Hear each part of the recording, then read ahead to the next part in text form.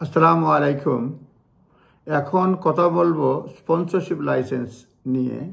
যারা skill worker যারা বাইরে থেকে আনবেন, হোম অফিস এখন খুব রিগোরাসলি চেক করে, এমনকি কোম্পানি ইনফরমেশনও তারা চেক করে যখন কোনো কাজ ইস্যু করার জন্য অ্যাপ্লাই করা হয়। সুতরাং আমাদেরকে সাবধান থাকতে হবে। সংক্ষেপে যেটা বলবো, রিপোর্টিং যেগুলি করতে হয় home office, reporting changes to home office. Reporting is a key part of sponsored duties and you must tell Home Office about any significant changes that affect your sponsored workers or your organizations.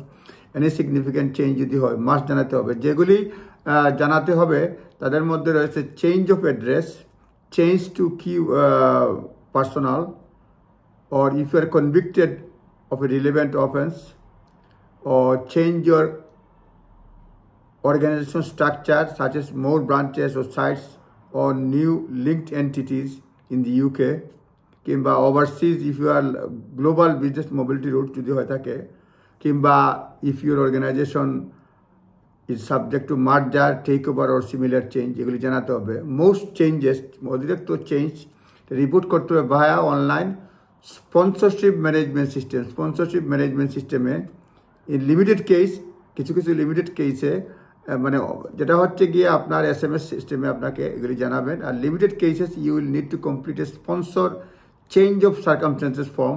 Change of circumstances form আছে, এই form fill up করে এটা জানাতে হবে। Once you submitted details of the change or changes, home office may request further information of supporting evidence. যদি আপনি মানে বলেন যে এই চেঞ্জ করছেন, তখন হোম অফিস আপনাকে ফার্দার ইনফরমেশন চাইতে পারে।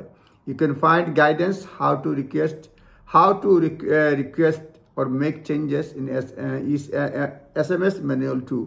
আপনারা ম্যানেজ ইউর স্পন্সরশিপ লাইসেন্স জানতে পারবেন। তারপরে স্পন্সর লাইসেন্স নট ট্রান্সফারেবল, যেটা আমি কিছু বলতে চাচ্ছিলাম, যে happens to you, your sponsored worker will depend on whether there is a change of direct ownership, sale, all or part or controlling number of shares in organizations.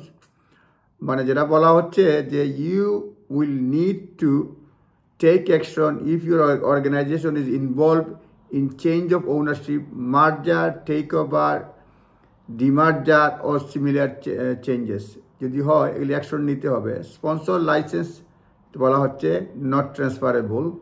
সুতরাং এগুলি খুব নিচের যেগুলি বিষয় এগুলি আপনাকে খেয়াল রাখতে হবে, যে there is a change of directorship. আমি ইংলিশকে কিছু অ্যাড করি যাতে বুঝতে সুবিধা হয়। Your sponsorship licence is not transferable and what happens to you or your sponsored worker will depend করে there is a change in direct ownership.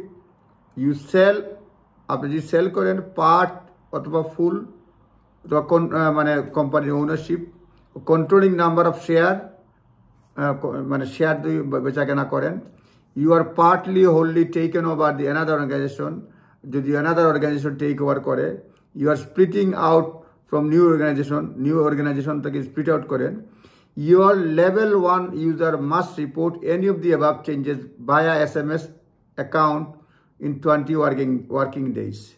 হ্যাঁ, যেটা আগে বললাম যে আপনার ডাইরেক্ট ওনারশিপ যদি চেঞ্জ হয়, কিংবা আপনার ওনারশিপ পার্টলি ফুলি বা কন্ট্রোলিং শেয়ার চেঞ্জ হয়, কিংবা ভাগাভাগি হয়, এইগুলি লেভেল 1 অফিসার বা ইউজার সেটা SMS-এর মাধ্যমে 20 ওয়ার্কিং ডেজের মধ্যে এটা জানাতে হবে হোম অফিসকে।